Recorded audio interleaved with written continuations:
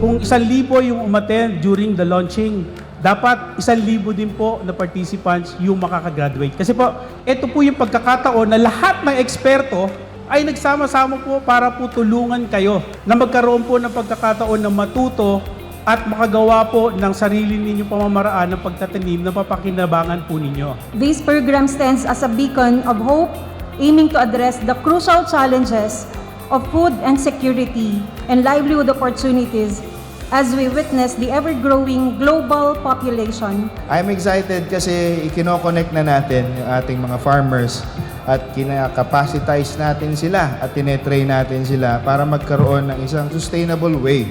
Alam nyo, paggawa ng isang programang maganda, pag maganda daw po yung intention mo, i-float mo yan, maraming sasama sa'yo.